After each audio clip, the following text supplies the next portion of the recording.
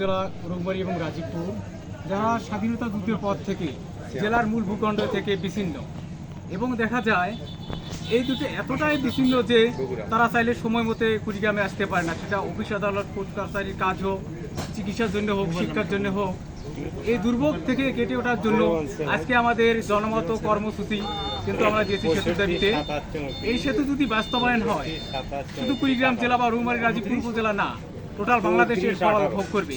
এই সেতু বাস্তবায়নের ফলে বাংলাদেশে যেমন এই পাশে একটা আমরা ব্রিজ ছিলাম হরিপুর, তেমনি এই কর্মমুক্ত সেতু বাস্তবায়নের ফলে 100 কিলোমিটার যেমন পথ কমবে জ্বালানি, কমবে আবার আপনার দূরত্ব, এবং দেশের প্রায় 27টি স্থলবন্দর এই সেতুর সাথে সংযুক্ত হবে।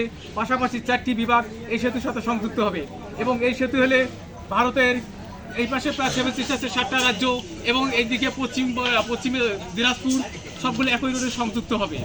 পাশাপাশি এই অঞ্চলের অর্থনৈতিক চাকা যেমন ঘুরে যাবে, তেমনি এই অঞ্চল থেকে আগামীতে দেখা যাবে যে এপিজেড হতে পারে, বড় শিল্পকারখানা প্রতিষ্ঠান হতে পারে, যা এই অঞ্চলের মানুষের জন্য অনেক ভালো হবে। আমরা এই জনমত করার কারণে হচ্ছে যে সরকারের নজরে দেওয়া যে আমাদের ব্রহ্মপুত্রে একটু সেতু প্রয়োজন, এই সেতু হলে আমাদের উপকারিতা কী হবে এই বিষয়ে আমরা সামনে আরও আন্দোলনে যাব। এবং আজকে জাস্ট আমরা মানুষ সেতু চাই কিনা এটা যাচাই করার জন্য এখানে বসা। জনগণ যদি মনে করে যে এখানে একটা সেতু দরকার, তাহলে তারা গণস্বাক্ষর দেবে, আর তাদের গণস্বাক্ষরকে আমরা পুঁজি করে সরকারের কাছে আমরা এই আন্দোলন পৌঁছাই দেবো ইনশাল্লাহ।